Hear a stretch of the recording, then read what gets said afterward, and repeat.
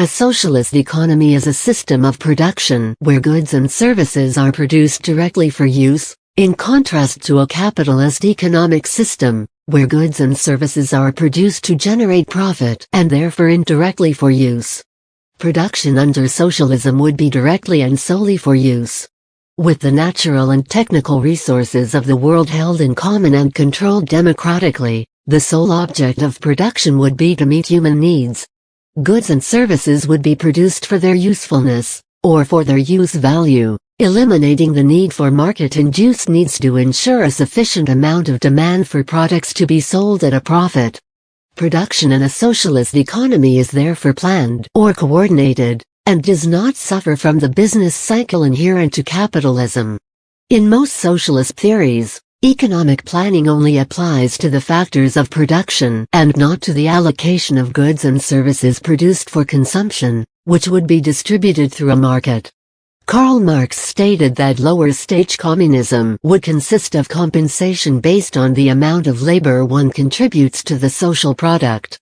The ownership of the means of production varies in different socialist theories.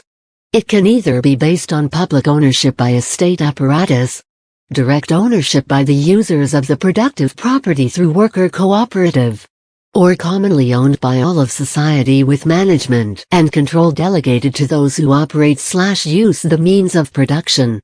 Management and control over the activities of enterprises is based on self-management and self-governance, with equal power relations in the workplace to maximize occupational autonomy. A socialist form of organization would eliminate controlling hierarchies so that only a hierarchy based on technical knowledge in the workplace remains.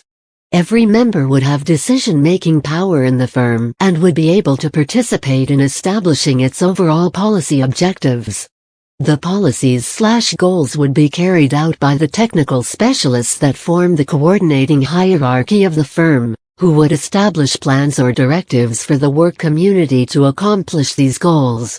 However, the economies of the former socialist states, excluding SFR Yugoslavia, were based on bureaucratic, top-down administration of economic directives and micromanagement of the worker in the workplace inspired by capitalist models of scientific management. As a result, some socialist movements have argued that said economies were not socialist due to the lack of equal power relations in the workplace, the presence of a new elite, and because of the commodity production that took place in these economies. These economic and social systems have been classified as being either bureaucratic collectivist, state capitalist or deformed workers' states, by its critics. The exact nature of the USSR et al. Remains unresolved within said socialist movements.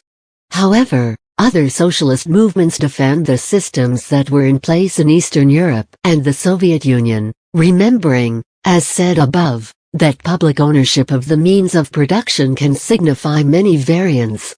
In the case of the USSR and its satellites, it was the state which controlled and managed almost all of the economy as a big huge enterprise.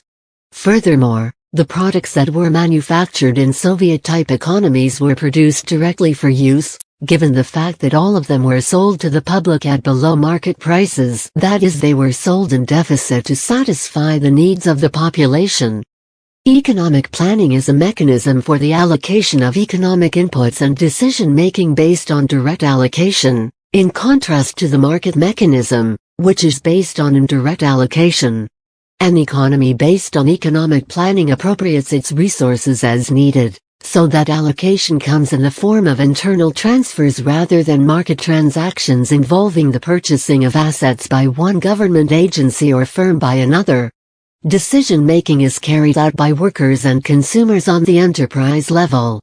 Economic planning is not synonymous with the concept of a command economy, which existed in the Soviet Union, and was based on a highly bureaucratic administration of the entire economy in accordance to a comprehensive plan formulated by a central planning agency, which specified output requirements for productive units and tried to micromanage the decisions and policies of enterprises.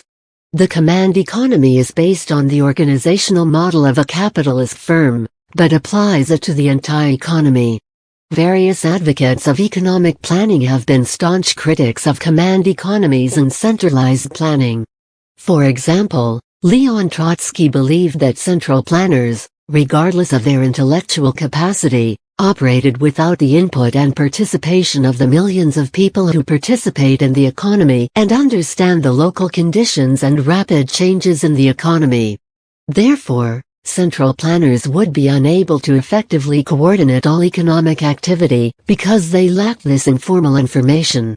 Economic planning in socialism takes a different form than economic planning in capitalist mixed economies such as dirigism, central banking and indicative planning.